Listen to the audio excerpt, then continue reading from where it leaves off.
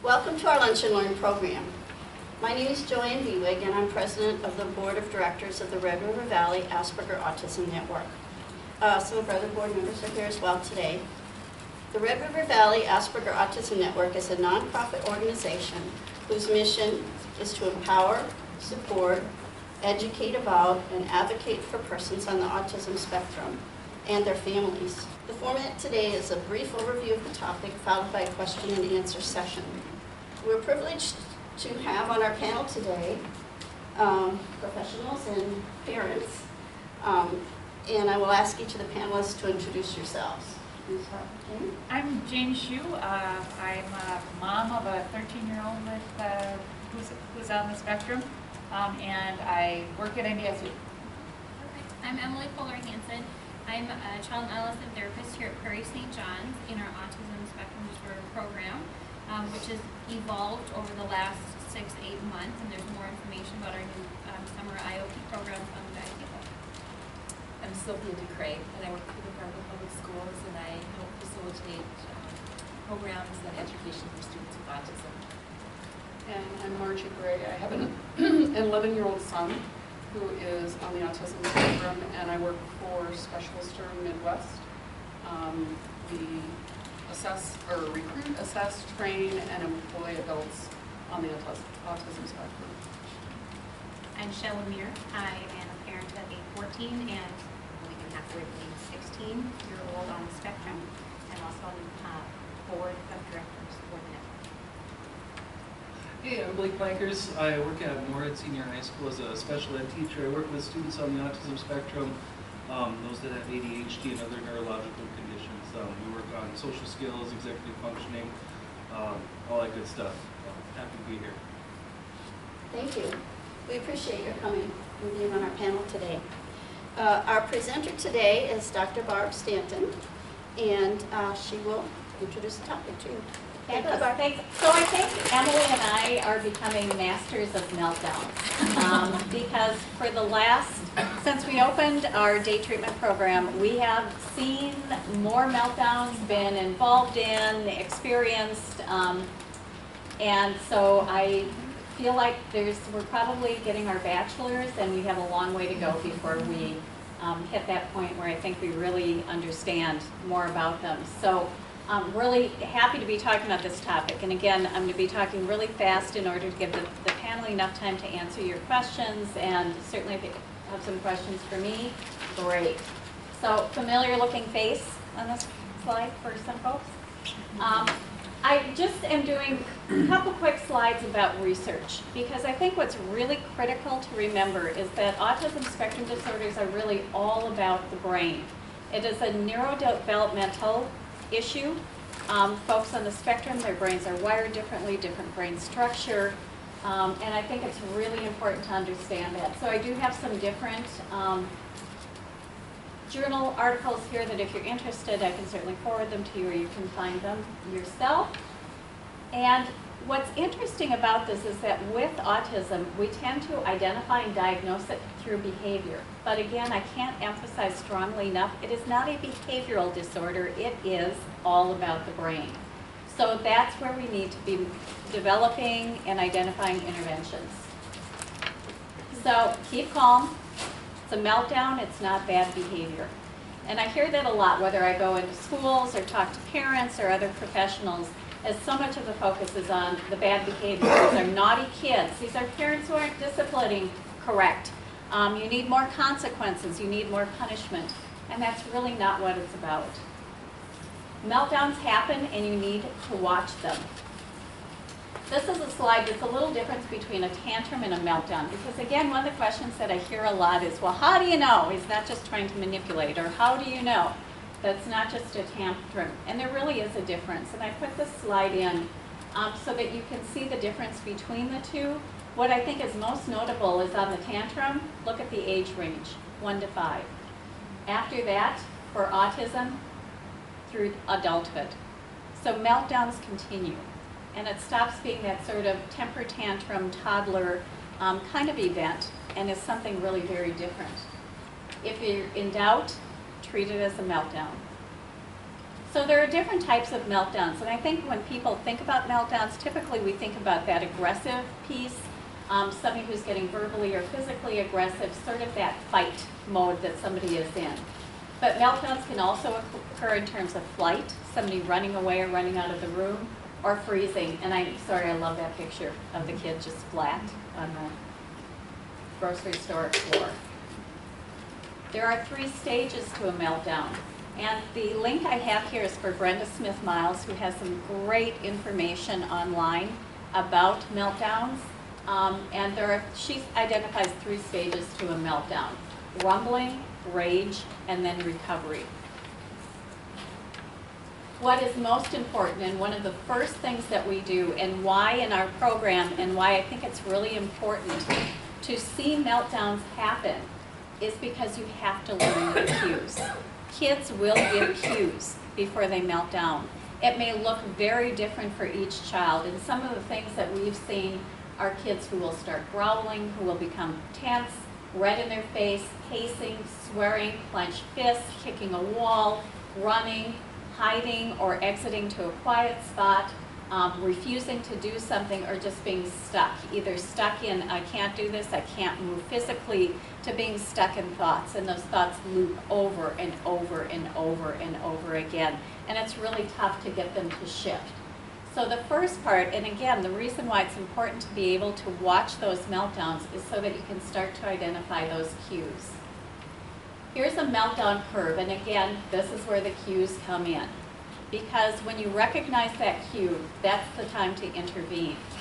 If you get to this stage up there, it is too late, and you back off. Because oftentimes I've heard professionals and parents say things, did everything you told us to do, and it just didn't help, it just doesn't work. And one of the big questions and issues to be thoughtful about is, at what stage did you try to do the intervention? Again, so critical to be able to identify those early warning signals, what those cues are, because that's the time to intervene. If you wait and it becomes too late, you let the meltdown run its course. It looks like chaos during meltdowns. And again, I can't emphasize enough that the importance of really being able to see and observe and document and get those details about what's going on. Because if we don't see that meltdown happen, then we can't determine the triggers, we can't try new interventions, and we don't know what works or what doesn't work. And this is where I just need to sort of put in my soapbox. If it was about behavior, then a lot of those behavior-based plans about rewards, consequences, time, all of those things would work. And often what we hear about kids on the spectrum is that those types of things just don't work. Because it's about that stage that they're in, those triggers I'll talk about in just a minute. And we can't help if we continuously demand compliance from them. You have to do this, you have to do this, you have to do this, which oftentimes can be what can trigger a meltdown too. So understanding meltdowns, common for children on the spectrum, and they're dreaded. I hear oftentimes from parents that this is why we're not going out to do social things, because I don't know what's going to happen and I'm scared there's going to be a meltdown. What other people are going to think, either at family gatherings or out in public in the community, at the grocery store. Caregivers often feel shame, they feel guilt, they feel like they're not in control of their own child, and they often speak of just being exhausted. They're exhausted because of the meltdowns that happen. They're exhausted because they're working hard to try to prevent meltdowns from happening. They're exhausted trying to stay one step ahead of everything that's going on, and that is a very tough job to have. So during a meltdown, and again, you can refer back to that slide that sort of listed some of the features of tantrum versus meltdown. They often really don't seem to care about what's going on around them. They're really not monitoring the actions of people around them unless those actions become more threatening and actually fuel the meltdown even further.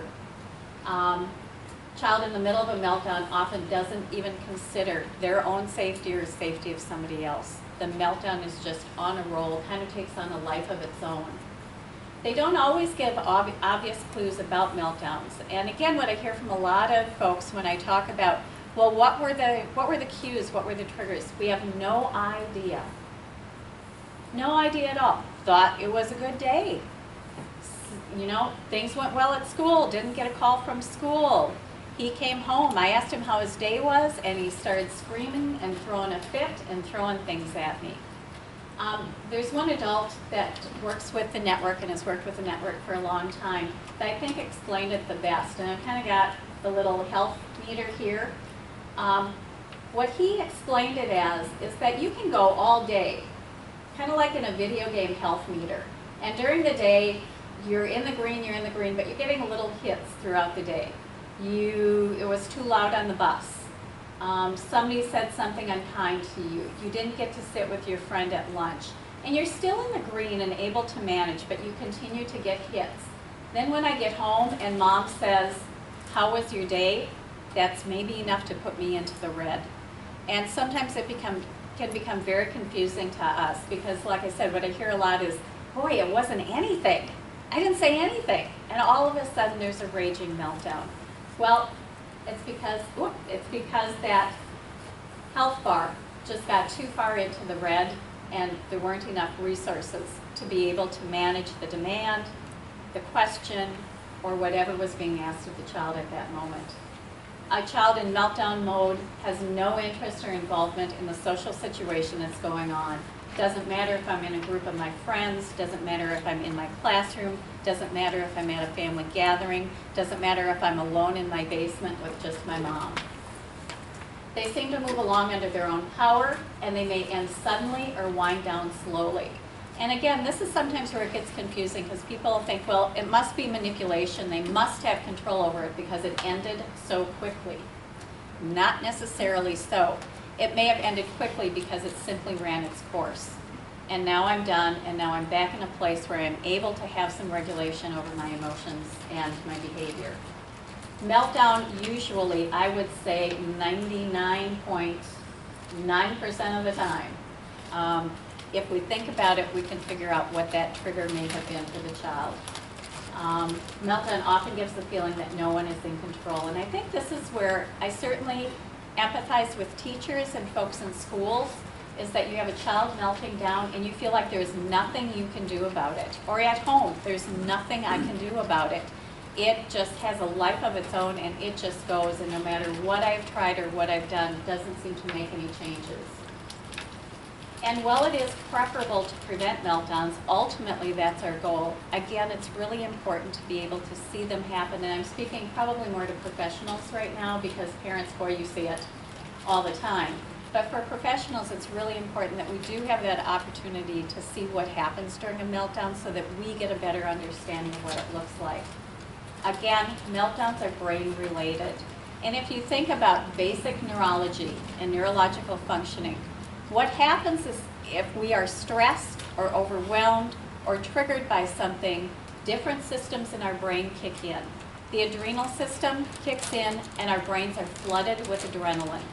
What happens when our brains are flooded with adrenaline is that executive part of our brain, the part that's all about making good decisions, having good judgment, regulating our emotions and behavior, being able to focus on things, is really shut down because the way our brains operate is that then all of that adrenaline goes to activate and to trigger the emotion and motor center of our brains.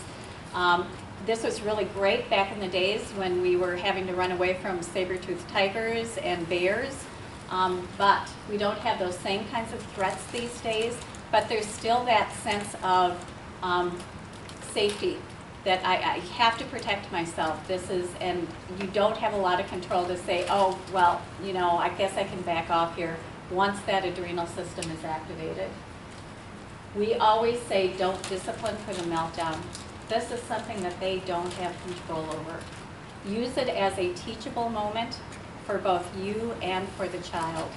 Figure out what happened, what's going on here. Not right after it happened, by the way. Please don't process right after a meltdown. Take some time for that recovery system to come back into play, and then you can use it as a learning opportunity. So a lot of what we see in terms of meltdowns really have to do with lagging skills, kids that just don't have some of those basic skills to be able to manage the situation that they're in. Again, as most of you know, for kids who are on the autism spectrum, you get a lot of, "You're so smart. You can do algebra in your head, but I ask you to pick up your room and you have a meltdown." What is up with that? Or you can't sit still, or you can't be successful in Phi Ed class. And it has nothing to do with intellect and everything to do with the lagging skills. And lagging skills can be in communication. We see a lot of kids, very articulate, wonderful vocabularies, use words that we have to look up sometimes because the vocabularies are so great. But when it comes to understanding social communication or interpreting people, it is completely different. So they're immediately interpreting what you're saying as something that's either a threat, a denial, or something that they just don't understand, some way that you're criticizing, and that will trigger the meltdown. Social interactions, again, just not understanding what's happening with a peer. That a peer may be busy doing something else, so doesn't want to play Legos with me right now, but I'm going to interpret that as they don't like me. So I'm going to get upset and I'm going to have a meltdown.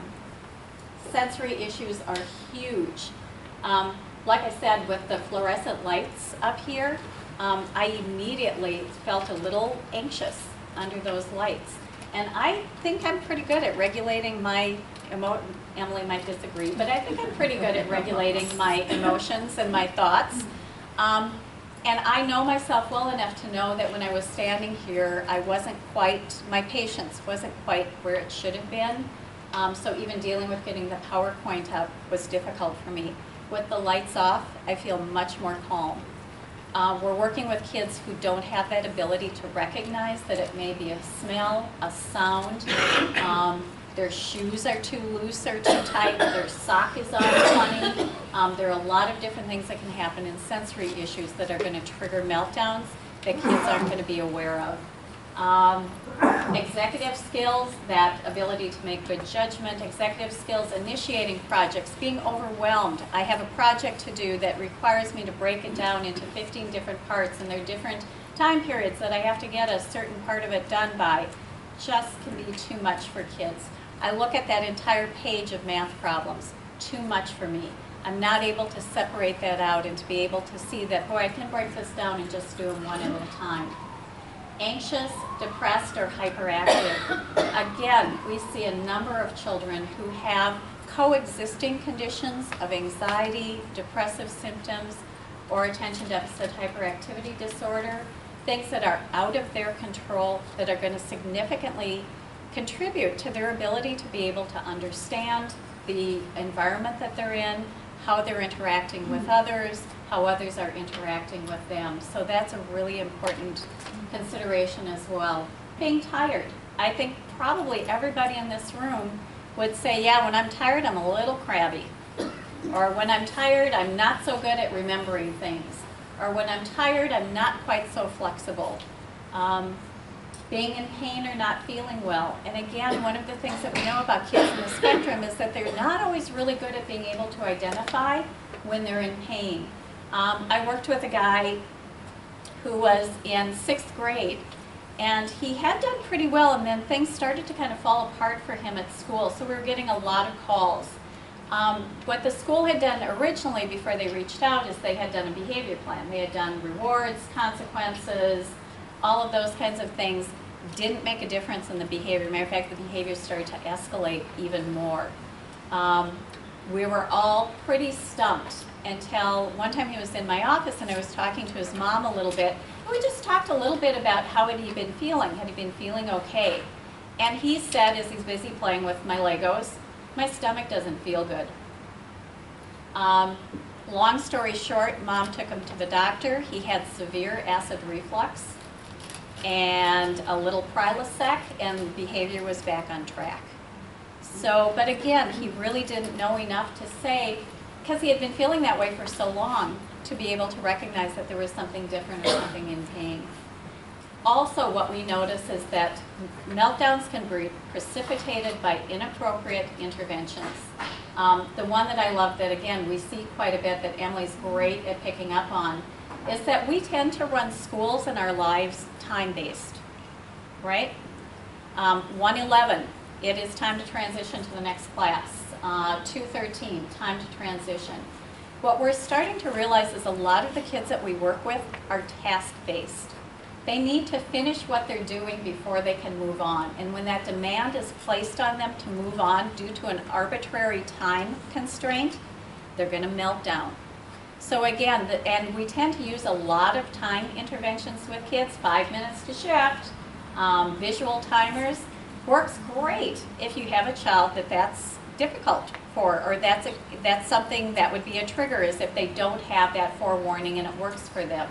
If you have a child who is task-based and needs to finish that, they need to get to the next level before they can shut down the video game.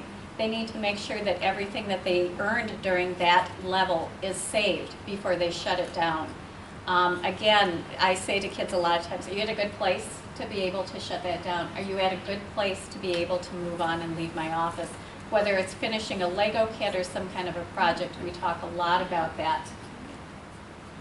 Again, lighting skills, just some ideas of interventions, and you can certainly read these on your own. Identifying what it is, practicing. In order to generalize, it has to be practiced in multiple different settings and situations. Teach through positive coaching, problem solve, change the approach, problem solve with the child. Emily and I have been working with a guy, and it's just delightful in his meetings because he'll just pipe up, he's off playing with Legos and just pipe up and say, well, how about if you try this? And he's been right on so far. And this guy in 4th grade now, going into 4th grade. Compensation strategies, assistive technology, sensory supports are good. Use interventions with everybody. A lot of times people are reluctant to have kids singled out. A lot of things can be very helpful for all kids in the classroom. Pre-teaching, prompts, things ahead of time. Great website for Ross Green, common interventions, learning's a process. Don't make too many changes all at one time unless you want to see more meltdowns. Sometimes we think all we need to do is change the plan, and sometimes that really can work against you. And maybe you did have a great intervention, but it was too much too soon. Child's not in a place to be able to make that kind of a change, and you're going to have a meltdown. Redo mistakes. This is something we work on a lot. Every moment is a new moment. People make mistakes. Let's move on. Yep, you had a meltdown. It's okay. We're going to move on. Offer feedback rather than correction or discipline. We embrace the nurtured heart approach to parenting in our programming. Support all efforts to correct the error. Even if the apology comes 2 days later, be grateful, accept it, be gracious. It's a big deal. Again, positive, change your lens, look at it differently. If you think it's something and wasn't that, make a shift. Neither you nor the child are failing. It's a strategy or approach. And build a multifaceted toolbox. And here are just some examples of some of the kinds of tools that we do. This is an example of a Minecraft 5-point scale to help kids recognize. That was a guy I was working with to help him recognize when he started to get stressed out and escalated, what it looked like and what he could do for it. And then there's just all kinds of different things. Art supplies, sensory toys, music, video games, the Rubik's Cube, comics, Legos, all kinds of things. And it's going to be different for every child about what you have in their toolbox. Quick tips, stay calm, talk less. Really hard for some of us. When we're in that, you know, I've really escalated myself. We tend to talk more when we really should talk less. Don't lecture, don't threaten. There's something Tony Atwood calls constructive destruction. If you have somebody who likes to rip stuff up, throw stuff, kick walls, find ways to be able to do that in a constructive way. Get big pieces of cardboard. I had a guy who used to break pencils all the time. Dad bought him some cheap dowels at the store, and he could break those, or sticks outside that he could break instead. Ripping up old phone. Who uses phone books anymore? I mean, those are great. Rip them up. Stay away, back off. Generally, it is instinct to get closer to people who are struggling. In these situations, back away from it. Do not touch them. Do not put them in a hold. I have yet to talk to a child who's put in the hold in the midst of a meltdown who doesn't say to me something to the effect of, I thought I was going to die. And if I am in that feeling and I feel like I am restrained and I can't move and I need to move and you're holding me, not only is that not going to be effective, but I'm not going to like you very much, and you can significantly damage the relationship with the caregiver or the person who's doing that. Holds for sensory issues is entirely different. Pre-planned holds, holds at a time when a child knows that they need that, catching it early in that meltdown curve, that can be effective. This is what I'm talking about now is very different. Move stuff out of the way. I mean, we've got kids who throw chairs and throw a chair, we move it out of the way so it can't get thrown again. Let the meltdown run its course. As soon as you are able, distract. We had one guy, huge meltdown, chairs going, tables getting moved, all kinds of stuff. And we were staying back from him, just moving stuff out of the way so he'd be safe. And I looked at him and he had a chair and I could tell from the look in his face that was the right moment to say something. And I said, let me know when you're ready for Legos. And it took about 10 seconds to put the chair down and said, okay, I'm ready for Legos. Awesome, let's go pick your kit. If I would have said that earlier, wouldn't have made a difference. So it's kind of being able to read the kids and see those cues. And we have to learn to let those things go. I just love this slide. So, all right, panelists, you want the lights on? This is very therapeutic. It's very Yeah, nice. isn't it? Yeah. And I don't think people realize just how nasty those fluorescent lights are. So, Barb, could I ask a question about, you said when you distracted him and you asked if he was Yep. ready for Legos? yep, Some people who observe us doing that you're rewarding think bad we're rewarding behavior. bad behavior, Yeah. But then you're flipping back to that old mindset that this is about behavior and the child had control of it in the first place. so for this child, Legos was calming and helped him get himself back together? Calming down. We're sitting playing Legos, and I said, you want to talk about what went on? And he didn't at that time. But we learned a lot. And we learned that Tony Atwood, for those of you who don't know, was probably one of the first researchers to write about Asperger's syndrome. Matter of fact, he wrote the book called The Complete Guide to Asperger's Syndrome. And he said it's really important to watch a child's face, because sometimes when they look like they're really angry or they look like they're really out of control, they're really saying, help me, I don't know what to do. And I keep that in mind every time I see somebody in a meltdown. Is this a child who really knows their options?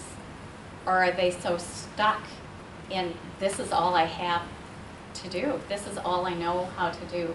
So by helping to make that shift into something different, I'm helping them to calm down and to bring it down. Nothing happens in the midst of a meltdown. There is no learning, there is no amount of disciplining, there is no amount of threatening, there is no amount of bribing in the midst of that meltdown that's going to shift that. But if I can help them find a way to, you know what, Legos calm you down. Now we need to flip that to the other end of that curve. That maybe we need to do Legos when you start to escalate up, because that's something that helps. It is not rewarding bad behavior. To get that brain back to a calm place, that's what you're doing. That's kind of interesting, because in old school therapy it was, well, go take a walk, take a bath, listen to music. Kind of the same thing for these kids, only it's play a video game, build with Legos, do something else that's a little different. I think if I would have said to a child at that time, gee, why don't you go write in your journal about what happened? Nobody would think I'm rewarding bad behavior, but again, these are very different kids in very different times that we're in, and we have to honor those differences in a way that sometimes seems a little unconventional, but it works.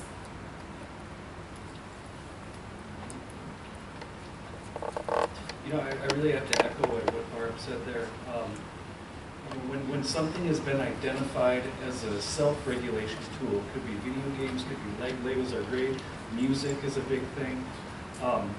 When something has been identified as that, it should never be used as reinforcement or something to be taken away. So it's like if someone has diabetes and they had a bad day and you take away their insulin, that doesn't make any sense.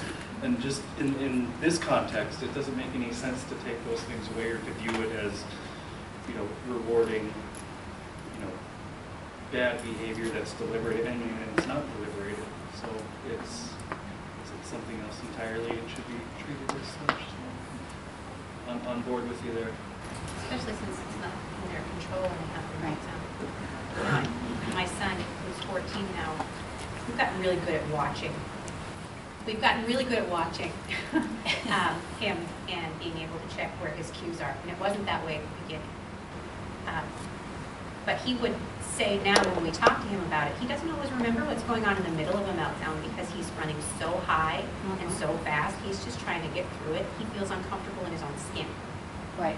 So how can I punish him for feeling like that? And oftentimes the remorse and regret breaks my heart afterwards, that sense of what happened when that realization hits. And I think we've seen a lot of kids after a meltdown, kind of in the moment they're not aware of everyone else around them. You know, like the slide earlier, it's not about trying to get something. It's not that tantrum that's motivated. There's really not a concern for the safety of themselves, for others, or for the space, or for property. It's kind of that little Tasmanian devil kind of spin almost. And once they stop, we've had kids that have stopped afterwards, and once they're kind of calm, look at the room and just go, I can't believe I did that, or I'm so sorry, or I'm so embarrassed. And I think embarrassment and shame and how it impacts their peers is something that happens afterwards, but doesn't often happen in the moment. And in processing with them and talking about what happens, usually the first things they want to check in with are, you know, is everybody else okay? Are my friends going to be mad at me? Or are they still going to be my friends? And how they perceive other people is a really big thing. And again, that's something that for us becomes then a priority to work through, because we can straighten chairs and stuff out later, is again helping them walk through and move on with their day. And if I can just add to that, I think that's one of the things that concerns me the most when kids get suspended from school for having, when they're on the spectrum and they have a meltdown, and then they get suspended, because they don't get to come back and do that reparation right away. They have to sit in that, and I think it makes it so much more difficult for them to make that re-entry, because being able to do that reparation afterwards is so critical. And I know we worked with, and you know Sylvia worked with a guy that had typically, after he'd have and he would have kind of room-destroying meltdowns, and he would typically get suspended afterwards, which made it even harder to get him back to school then after a couple days off, because that was kind of a relief and a break. And and then we sort of see repetition, and his new case manager said, nope, kind of had again, kind of a room-destroying meltdown, and he was back the next morning. And she worked with him, and they talked, and by mid-morning, he was back in the routine, back in school, and did really, really well. And I realize that schools have rules, but I think there need to be some exceptions for kids who this is a part of their, and I hate the word, but part of their disability. In understanding that, because the suspension is not about how do we learn, how do we repair, how do we recover, how do we move on. It's really kind of punishment based, but in a way that works kind of backwards for a lot of these kids. And I was just going to say, at a point it's easy to say this is what we do, we back off, we protect them, you know, but as parents, what do you do? I mean, what are some specific things that you do that help your child when they're in the midst of that rage? Well, I was going to follow up on this discussion about how the meltdown affects the child. And you know, we're at age 11, we're starting to get to a little bit longer term understanding of the results of what happened, you know, when he was in kindergarten and first grade and going through these things, and now he's in 5th grade and hasn't had a meltdown in school for a couple of years now. But one of the things that I hear from him, and I know that there was a lot of, you know, his self-worth took a real hit, because I remember him telling me at one point, I said to him, you know, after a meltdown, I said, you know, everybody has bad days. And he said, yeah, but not everybody destroys the classroom. So I knew how hard it was for him that he was having meltdowns at school. And it was hard for him from a social perspective as well. And, you know, we've worked really hard not to ever make him feel bad about himself. Although there are times when it's hard, you know, you're just like, just stop, just please stop, right? But he now, you know, he has those moments where he'll say, you know, I'm a bad person, or I'm not remembering his words exactly right now. Maybe that's me trying to block it out, but he still has those moments of, I know that there's been a long-term impact on his self-esteem. And if you look at the statistics of kids who have, thank you, of kids who have a, you know, who go through suicide watches and that type of thing, it really, really emphasizes how critically important it is early on for it to be, for there to be a clear distinction of, this is not you being a bad kid. This is just something that we have to work through, that we have to figure out how to grow through. But you know, I think back to the first time that I sat in an IEP meeting and his teacher said, you know, but when I tell him don't do that, and he looks me in the eye and does it, you know, that tells me that this is something willful. And I said, you know, if you could reframe that look as, this is a cry for help, I'm feeling this and I don't know what to do with it, help me please. And when I said that to her, I mean, she literally sat back in her chair and was like, I never thought of it that way. So being able to reframe it, the long-term piece of this is so important. Getting through the meltdowns is hard, but it's even harder to see them not think of themselves as a good person. And I think too, kind of in that same context, so our son is 13, and just the social thing is a tough one for him. It's really a tough one. He does not share a lot of how he feels and what he thinks, and typically his reaction to the people around him is that he's okay with whatever. He's okay with him. I always tell my husband, we have an 8-year-old daughter too. Now, our son never lies. Doesn't see the social context of lying. Our 8-year-old daughter does it for sport, because she gets it. She knows exactly what a lie will do for her. But it is hard when we hear, it's very rare, but we hear that I'm weird, I'm not right, I'm not, you know, I'm different and it hurts. that's a tough one. We've heard, why would anyone want to be friends with me? Look at what I do. Yeah. And what you do is not who you are. And that's hard for them when they're in that moment. And, you know, thankfully, he doesn't have so many violent outbursts in him. But we did for quite a while. Just because he wasn't understanding and he wasn't getting people to talk to him.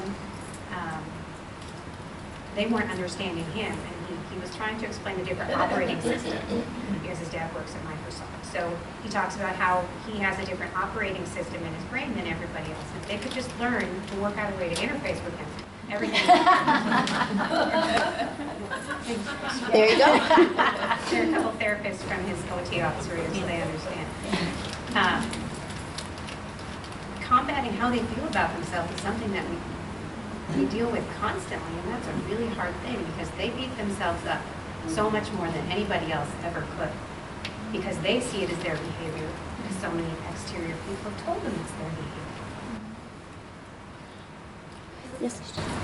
So I have an 11-year-old son, and we dealt with a lot of stuff, and he just recently was diagnosed, and he does feel like he is different, that he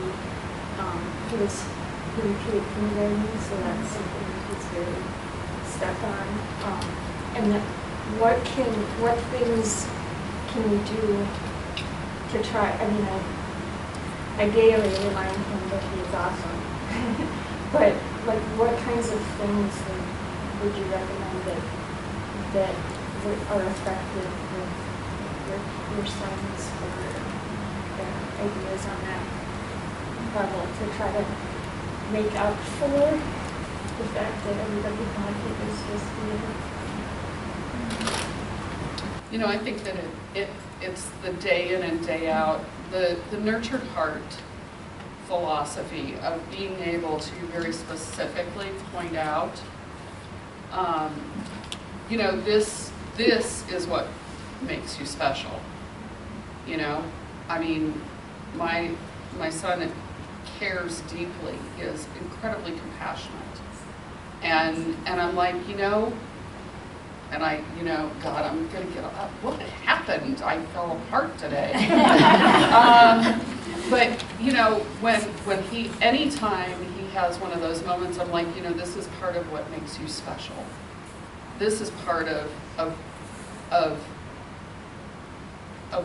why I love you so much. Is, you know, the things that are different about you are the things that make you who you are. And being able to point out, you know, just day in and day out, you know, that's awesome.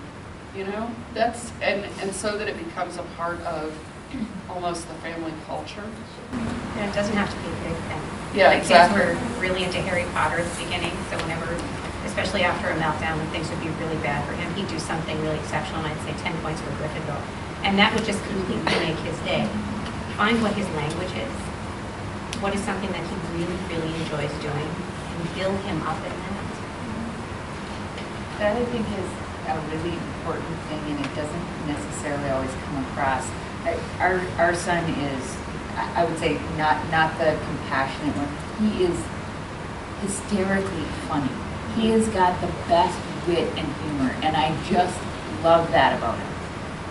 But I think a big thing for him is that he is who he is, and the whole thing. You know, I tell him all the time, like a freak flag fly, baby, because we all should. And they're so smart. They have such a unique way of looking at things, I think, that we don't get. I think that's a factor that I think that's we one of don't the think reasons. about things that way at all. And that could be one of the reasons I think they're so self-critical. Yeah. But you just recently, it was something little at school.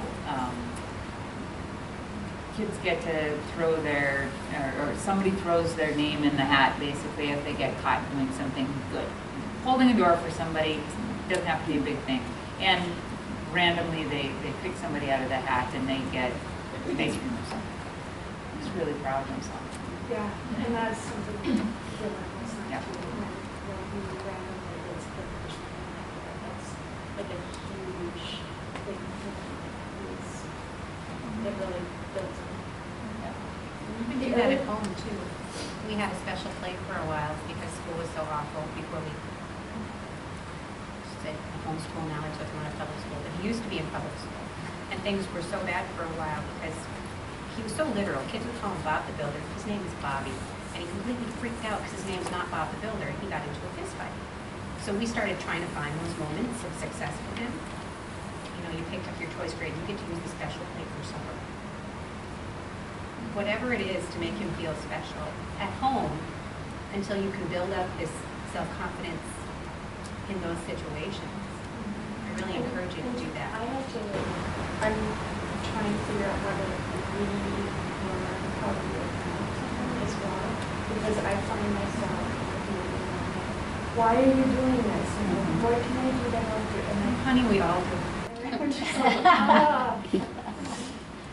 That's one of the things that's hard for me because I see my kids suffering. I want to hug them. Thing to do.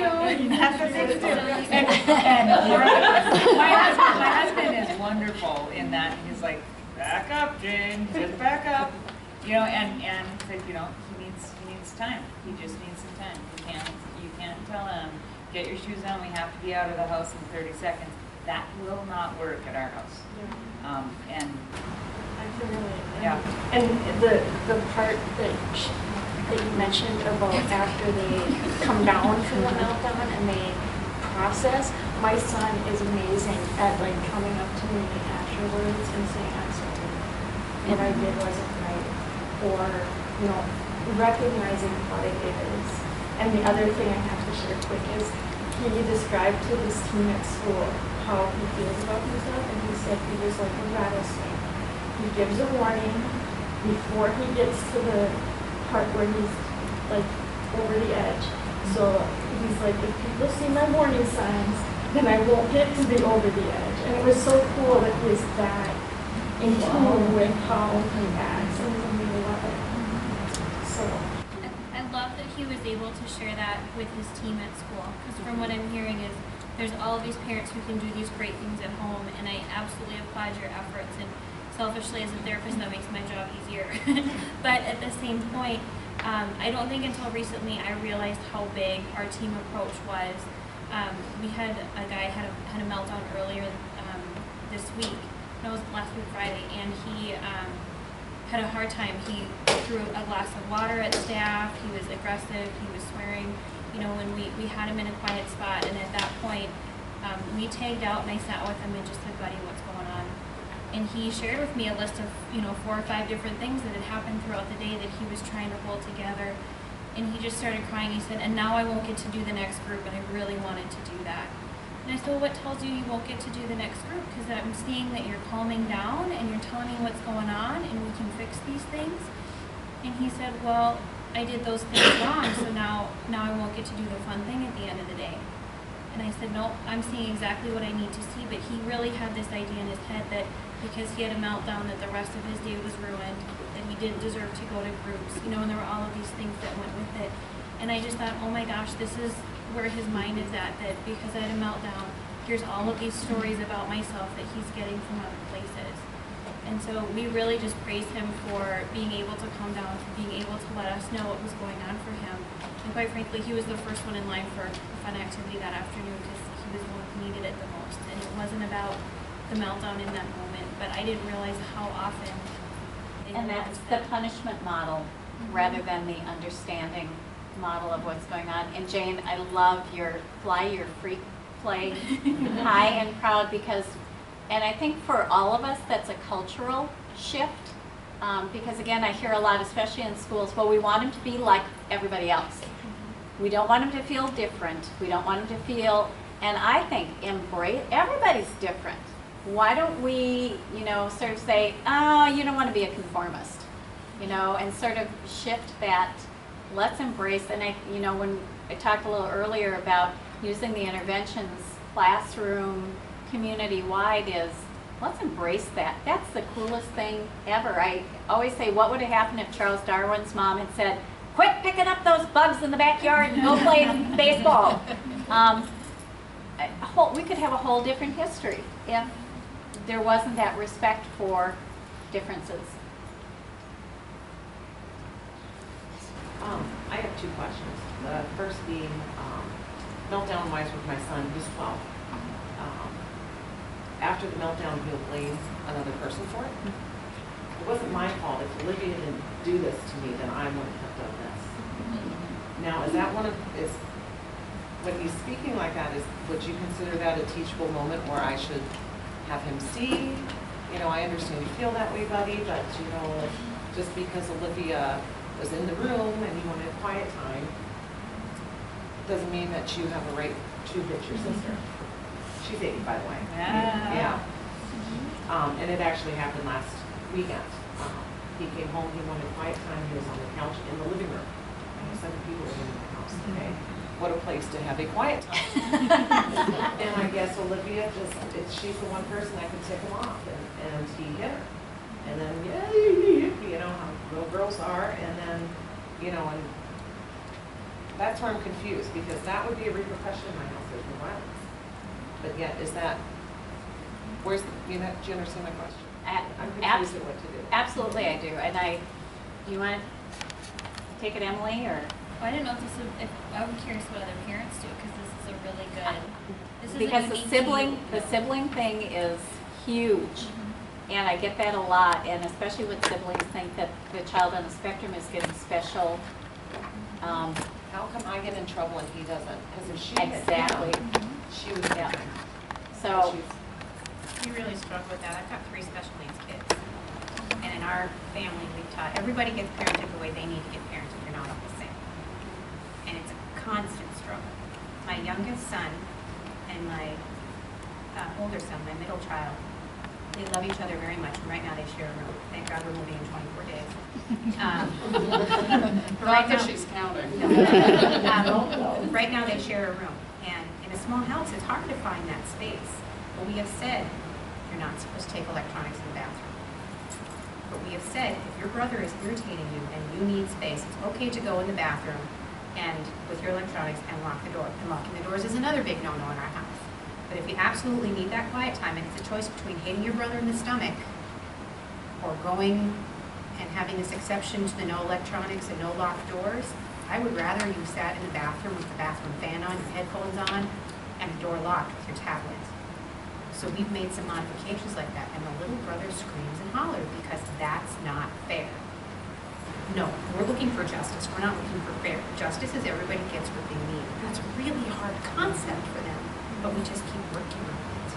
Find a separate place that you guys work out in advance. If your sister's making you crazy, you can go in the bathroom, or, with a tablet or cell phone if you need quiet time, whatever. You've got a kid zone on your cell phone where they can play games and they can't access the other stuff.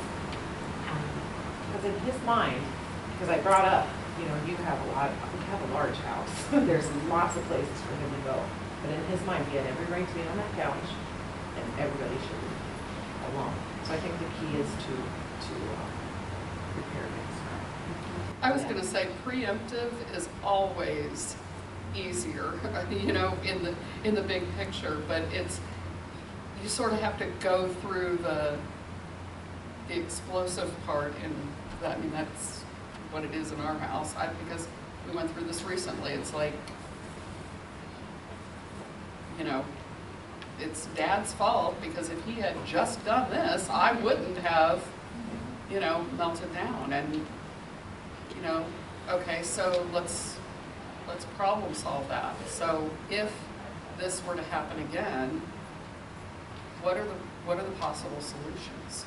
And Ross Green's idea of really getting them to start thinking about the ideas and really engaging them in that process teaches it not only from getting them to participate, but teaches them how to problem solve in the future on their own.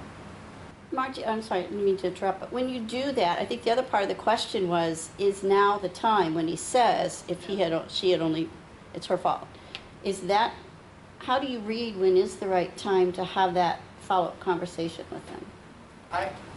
In our house, I tend to like let it go until we're in a quiet time, and I know that it's certainly not, it's not even on the tail end of the meltdown. I find that with our son, it's better if it's in one of those times when, like, he's in the bathtub, or we're just sitting doing something together that's got nothing to do with it. You know, we're taking a drive the next day, and he's in the back seat and I'm in the front seat, so there's not that face-to-face orientation. For us, rarely is it even on the tail end.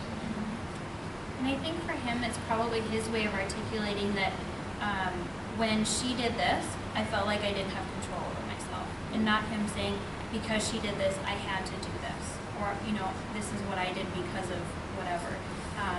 And I think there's a big piece of that that has to do with the social thinking curriculum, that what I do, how that impacts other people, or if I do this, how does it make other people feel? That's a really big executive skill that a lot of these kids really just struggle with. And so part of it is skill building, part of it is, you know, waiting for those teachable moments where you can talk about it. And I think combining all of these things of, you're right, there's times where it's exceptions and not everyone's going to be parented the same. And it would be unfair if we parented the same as everybody else, because then you're going to see meltdowns of, you know, they're just going to skyrocket. And so I think some of those family conversations too of, you know, how is your brother different? What are things that you notice about him? There's some things that are really easy for her that are really hard for him, and some things that are really easy for him that are really hard for her, and everyone's got their own things they're working on. In our house, the meltdowns are very rarely physical. The flip side of having a kid that's really, really witty is the snarky, nasty things that's his meltdown, and can be really tough stuff. And typically our recovery phase is he will self-segregate and go to his room and just needs to de-escalate. And there is a good time for us to talk about what that was like from different people's perspective, from the person that was on the receiving end of that nasty comment. And that does seem to work okay, but he does need to be in a pretty level space. We're coming to the end of our time. Does anybody have one last comment or question you'd like to ask before we come to a close? Thank you very much. Actually, Sorry. there's one thing I wanted to, we were talking about consequences earlier, and how often things like in-school suspension, out-of-school suspension, detentions aren't always really the best consequence for that kind of a thing when the student has a meltdown. And you know, one thing that teens can do to be proactive is when you're writing a behavior intervention plan, to add something in there to say that any consequences, or the student will follow the school discipline plan. However, any consequences will be kind of collaborated with by the team and administration, and so that you have somebody with the right lens kind of helping make that decision. And you know, I haven't really run into any situations in my years of teaching where a detention or being out of school or out of the classroom is a good consequence or even a good idea. You know, it's you got to figure out what the cause was, what the antecedent was, and work with that kid to build that skill. And that's going to be more valuable than having to go sit in the corner, you know. So it's huge. Thank you, Blake. I'd like to thank our panelists for coming today. And as is so often true when we have a large group meeting, this went in a little bit different direction than I anticipated it was going to go. I thought we would tell each other, well, this is how I handle meltdown, this is how I handle meltdown. And we went to a much deeper level of thinking about and caring about how our children perceive themselves in the world and how we help them, I think instinctively, on our own, and hearing from each other, that's right, and we need to keep doing that. So, thank you everyone for coming.